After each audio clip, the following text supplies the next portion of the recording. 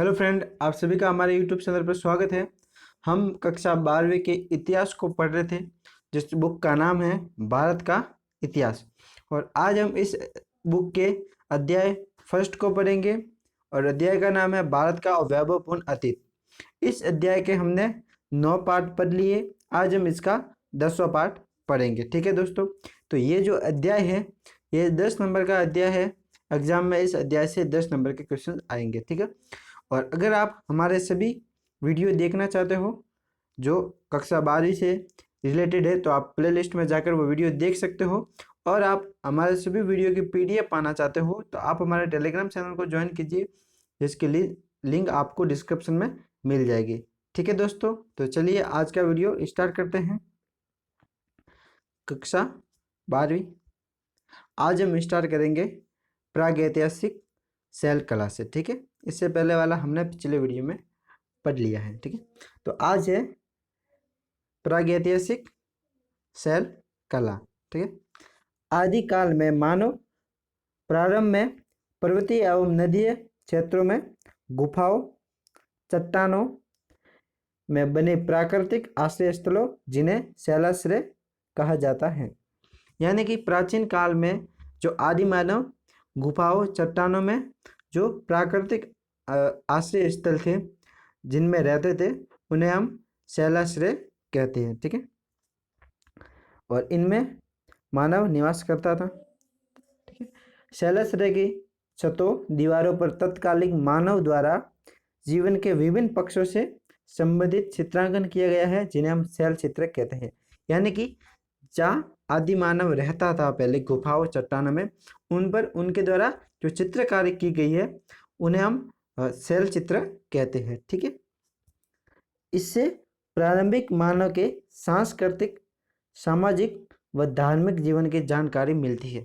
यानी कि हमें इससे पता चलता है कि वो किस धर्म में विश्वास रखते थे, उनका समाज कैसा था, उनकी संस्कृति कैसी थी, ये हमें उस शैल चित्रों से पता चलता है। ठीक है, आगे है मध्य प्रदेश का भीमबेटका व पंचमढ़ी भी इस दृष्टि से महत्वपूर्ण है। ठीक है, और इसी प्रकार अजंता की गुफाओं में भी इस प्रकार की चित्रकारी की गई है। ठीक है, दुर्गों व महलों के भित्ति चित्र भी प्राचीन भारतीय इतिहास की अभिव्यक्ति करते।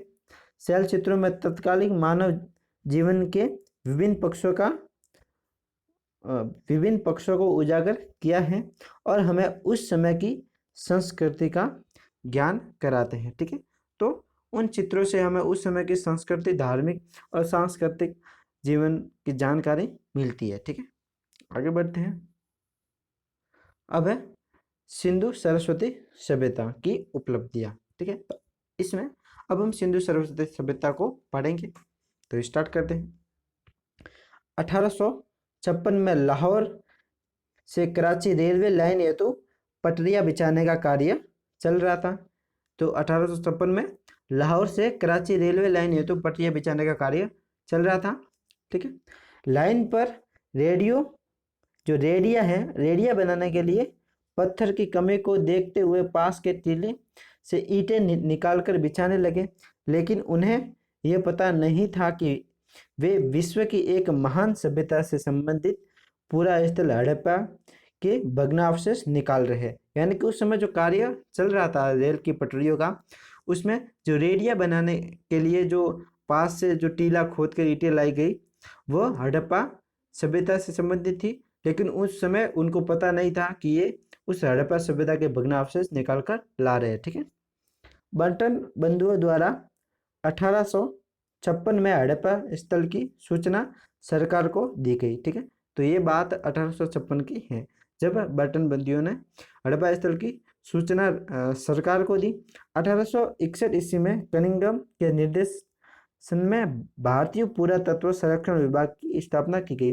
तो ये यहाँ पर इम्पोर्टेंट है कि भारतीय पुरातत्व संरक्षण विभाग है, उसकी स्थापना कब हुई? तो 1861 ईस्वी में। ठीक है, आगे है 1904 ईस्वी में जॉन मार्शल को इस विभाग का निर्देशक बनाया गया। ये जो फैक्ट है ये आपके 12वीं क्लास के एग्जाम में ही नहीं बल्कि आपके सभी गवर्नमेंट एग्जाम में बहुत काम आने वाले हैं। ठीक है, ये देखिए इस प्रकार की जो शैल चित्रकला की गई है। ठीक है, तो आप इसे जरूर आराम से देख सकते हैं। अब है आगे 1921 ईस्वी में दयाराम साहनी ने हड़प्पा स्थल का उत्खनन किया। तो हड़प्पा स्थल का उत्खनन दयाराम साहनी ने 1921 में व 1922 ईस्वी में लाखल दास बनर्जी ने मोहनजोदड़ो का पता लगाया। ठीक है, हड़प्पा की खोज सबसे पहले हुई, इसलिए इसे हड़प्पा सभ्यता कहा जाता है। इस सभ्यता के प्रारंभिक स्थल सिंधु नदी के आसपास थे, अतः इसे प्रारंभ में सिंधु घाटी सभ्यता कहा गया था। लेकिन अब जो जानकारियां मिल रही है उसके अनुसार इस सभ्यता का महत्वपूर्ण सर्वाधिक भौगोलिक एवं सांस्कृतिक विस्तार पंजाब, हरियाणा, राजस्थान व गुजरात में लुप्त सरस्वती नदी घाटी क्षेत्र में मिलता है, अतः इसे सिंधु सरस्वती सभ्यता नाम दिया जाना उपयुक्त है। यानी कि जब सबसे पहले हड़प्पा स्थान मिला तो इस सभ्यता का नाम हड़प्पा सभ्यता रखा गया, लेकिन जैसे जैसे जानकारियां प्राप्त हुई तो इसका जो नाम है वो सिंधु सरस्वती सभ्यता रखना उपयुक्त माना गया। ठीक है, आगे बढ़ते हैं।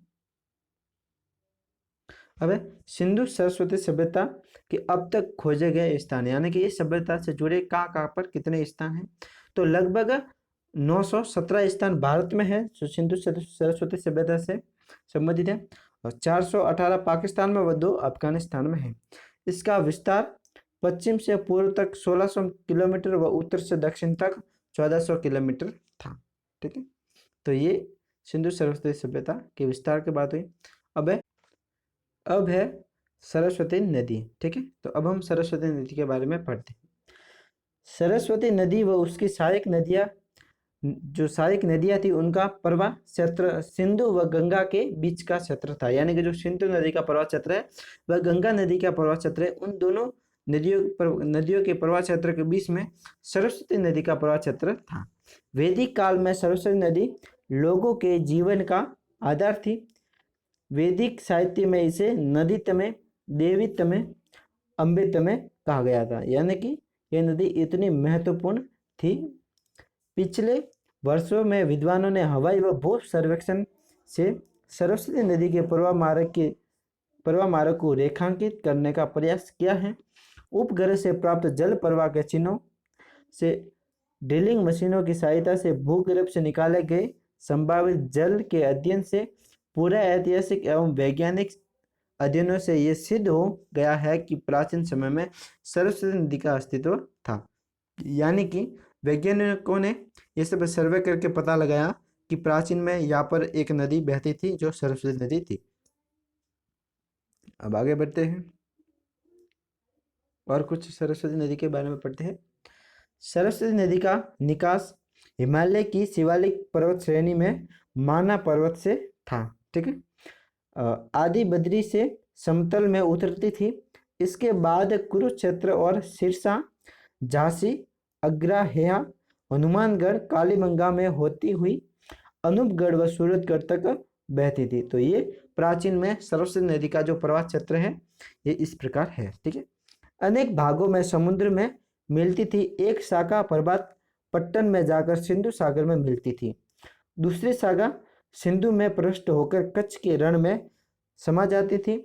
इसकी लंबाई 1600 किलोमीटर और चौड़ाई 3 से 12 मीटर तक थी। प्रसिद्ध पुराविद डॉक्टर वी.एस. वाणकर ने सरस्वती के प्रवाह मार्ग को जानने के लिए अपने दल के साथ अभियान चलाया था और 4000 किलोमीटर की यात्रा की थी। भूगर्भीय परिवर्तन के कारण व मूल जल स्रोतों से पानी न मिलने के कारण धीरे धीरे ये नदी लुप्त हो गई। यानी कि वर्तमान में इस नदी का कोई अस्तित्व नहीं है, ये लुप्त नदी है। ठीक है, अब है सिंधु स्थापत्य कला, यानी कि जो सिंधु सभ्यता थी उसमें किस प्रकार की स्थापत्य कला थी यह हम पढ़ेंगे। ठीक है, तो सबसे पहले नगर नियोजन। सुनियोजित नगर नियोजन यहाँ की प्रमुख विशेषता थी। प्रत्येक नगर में ऊंचे चबूतरे पर गढ़ी और नीचे समतल पर नगर का भाग था। गढ़ में राजा, पुरोहित व अन्य प्रमुख व्यक्तियों का निवास था। यानी कि जो नगर था उसके दो भाग थे। जो ऊंचा, पहले तो ऊंचा चबूतरा था, और जो चबूतरा था उस पर एक गड़ी थी जिस पर राजा महाराजा जो पुरोहित लोग थे उनका निवास था, और चबूतरे से नीचे समतल भाग था जहाँ पर नगर का निवास था। ठीक है। मोटी दीवार का परकोटा होता था। परकोटे की दीवार काफी चौड़ी थी। नीचे समतल पर नगर बसा रहता था। नगर में एक दूसरे को समकोण पर काटती हुई चौड़ी सड़कें थी जिसकी लंबाई 9 से 34 फीट थी। यानी कि जो सिंधु सभ्यता की जो नगर नियोजन है उस पर जो सड़कें थी वह समकोण पर काटती हुई थी, और जिसकी चौड़ाई 9 से 34 फीट थी। एक सड़क 34 फीट की मिली है जो संभवतः राजमार्ग रहा होगा। गलियां एक एक से 2.2 मीटर तक होती थी। कालीबंगा की सड़कें 1.8, 3.6, 5.4 व 7.2 मीटर चौड़ी थी। ठीक है। तो ये जो नाप है सड़कों का वह कालीबंगा की सड़कों का है। ठीक है। आगे, बड़ी ईंटों की आकृति का अनुपात 1:24 था। सामान्यतः ईंटें 7.5 इंटू 15 इंटू 30 इंच की थी। तो ये जो ईंटों का नाप है वह आपके जो अगर आप किसी कंपटीशन एग्जाम की तैयारी कर रहे हो तो इन ईंटों का नाप भी आपको याद रखना आवश्यक है। परकोटे के लिए ईंटें 10 इंटू 20 इंटू 40 इंच की थी। ठीक है। जो नालियों से पानी की निकासी की उचित व्यवस्था थी, यानी कि इस सभ्यता में जो पानी निकासी के लिए जो उचित नालियां बनी हुई थी। पक्की ईंटों से मिस्रवासी भी परिचित नहीं थे। साधारणतः प्रत्येक घर में 3 से 4 कक्ष, स्नानागार, शौचालय, पाठशाला व कुआं होता था। यानी कि जो सिंधु सभ्यता के घरों में लगभग जो स्नानागार है, शौचालय, पाठशाला और कुआं, ये सभी उसमें घर में विद्यमान होते थे, और मध्य में एक आंगन होता था। प्रत्येक घर में जल निकासी के लिए नालियां थी उनका प्रबंध था। ठीक है। तो ये जो सिंधु घाटी सभ्यता का नगर है इसमें ऊपर यहाँ पर ऊपर गड़ी और फिर इस प्रकार यहाँ पर नगर है। ठीक है। और ये जो नगर है वह मोहनजोदड़ो का नगर है, और इस प्रकार की जो जल निकासी के लिए नालियां बनी हुई थी। ठीक है। और ये घर में कुआं था, यहाँ पर कुआं है। ठीक है। कुआं है और लगभग यहाँ पर नाली भी बनी हुई है, और घर में जो स्नानागार है वह सभी सिंधु घाटी सभ्यता में विद्यमान थे। ठीक। आगे बढ़ते हैं।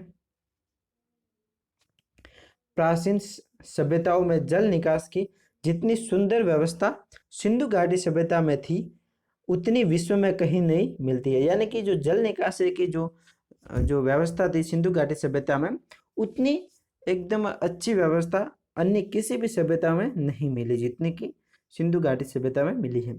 घरों की पानी की निकासी नालियों से होती थी। नालियां गंदे पानी को नगर से बाहर पहुंचाती थी। बड़ी नालियां ढकी हुई थी। तो नालियां को जोड़ने व प्लास्टर में मिट्टी, जिप्सम व चूने का प्रयोग करते थे। सड़कों की नालियों में मेन हॉल जिसे तरमोखे भी मिले हैं। नालियों में बीच बीच में चैम्बर, शोष गर्त चैम्बर थे जिसकी सफाई करके कूड़ा करकट निकाल दिया जाता था। यानी कि जो नालियां थी उस पर बीच बीच में चैम्बर भी लगे हुए थे जिस पर जो कचरा जमा होता था उसे फिर साफ करके निकाल दिया जाता था। ठीक है। और नालियां ढकी हुई भी होती थी। अब है ये जो लोथल का विशाल गोदीबाड़ा और ये विशाल स्नानागार जो मोहनजोदड़ो का है। ठीक है। अब इसके बारे में आगे बढ़ते हैं। विशाल स्नानागार, तो ये हमने देखा ये जो विशाल स्नानागार है ये मोहनजोदड़ो का स्नानागार है। अब पढ़ते हैं इसके बारे में। मोहनजोदड़ो का यह महत्वपूर्ण भवन है जिसका आकार 39 इंटू 23 इंटू 8 फीट है। इसमें ईंटों की सीढ़ियां हैं, 3 तरफ बरामदे हैं, फर्श व दीवारों पर ईंटों का प्रयोग है। पास में ही एक कुएं के भी अवशेष मिले हैं जो जल का स्रोत था, उत्तर की ओर छोटे छोटे 8 स्नानागार भी बने हुए हैं। ठीक है, तो ये देखा हमने स्नानागार, ये किस प्रकार ईंटों का बना हुआ है, इस पर सीढ़ियाँ भी लगी हुई है। ठीक है, आगे बढ़ते हैं। अब है विशाल अन्नागार। हड़प्पा व मोहनजोदड़ो से विशाल अन्नागार के अवशेष मिले हैं। मोहनजोदड़ो का अन्नागार 45.71 इंटू 15.23 मीटर का है। ये उस स्नानागार की आकृति की लंबाई है। ठीक है, 2 खंडों में विभाजित हड़प्पा के अन्नागार का क्षेत्रफल 55 इंटू 43 मीटर है, जो पानी से बचाव हेतु ऊंचे चबूतरे पर बने हुए हैं। प्रत्येक खंड में 6 की 2 पंक्तियों में भंडारण कक्ष है। दोनों के मध्य 23 फुट की दूरी है। इसका प्रवेश द्वार रावी की ओर से था। जैसे अन्नागार मेसोपोटामिया में भी मिले हैं। ठीक है, आगे बढ़ते हैं। अब है विशाल जलाशय व स्टेडियम। धौलावीरा के उत्खनन से 16 छोटे बड़े जलाशय प्राप्त हुए हैं, जिनसे हमें तत्कालीन जल संग्रहण व्यवस्था की जानकारी होती है। दुर्ग के दक्षिण में शिला को काटकर 95 इंटू 11.42 इंटू 4 मीटर का जलाशय प्रमुख उदाहरण है। ठीक है, तो ये जलाशय की लंबाई व चौड़ाई है। इसके अलावा धौलावीरा से विशाल स्टेडियम के प्रमाण भी मिले हैं। स्टेडियम का आकार 283 इंटू 45 मीटर है। स्टेडियम के चारों तरफ दर्शकों के बैठने के लिए सोपान बने हुए हैं। समारोह स्थल दुर्ग की प्राचीर से जुड़ा हुआ है और इसकी ऊंचाई 12 मीटर है। ठीक है, अब है विशाल गोदीबाड़ा। लोथल से पक्की ईंटों का एक ढांचा मिला है, जिसे पुराविद एस राव ने गोदीबाड़ा या डाक यार्ड बंदरगाह का महत्वपूर्ण हिस्सा के रूप में पहचाना है। इसका औसत आकार 214 इंटू 36 मीटर है। वर्तमान में गहराई 3.3 मीटर है। उत्तरी दीवार में 12 मीटर चौड़ा प्रवेश द्वार था, जिससे जहाज आते थे। प्रवेश द्वार भोगवा नदी से जुड़ा था, जिससे गोदी में पानी आता था।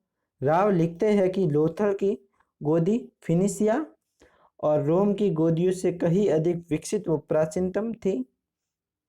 लोथल का डाक यार्ड वर्तमान विशाखापट्टनम में बने डाक यार्ड से बड़ा था, यानी कि जो वर्तमान में विशाखापट्टनम में जो डाक यार्ड बना हुआ है, उससे भी लोथल का डाक यार्ड बड़ा था। ठीक है, तो दोस्तों वीडियो देखने के लिए आपका बहुत बहुत धन्यवाद। अगर आपको ये वीडियो पसंद आया है तो वीडियो को लाइक कीजिए तथा अपने सभी दोस्तों के साथ शेयर कीजिए तथा हमारे चैनल को सब्सक्राइब कीजिए। आगे मिलते हैं एक अन्य वीडियो में। धन्यवाद दोस्तों।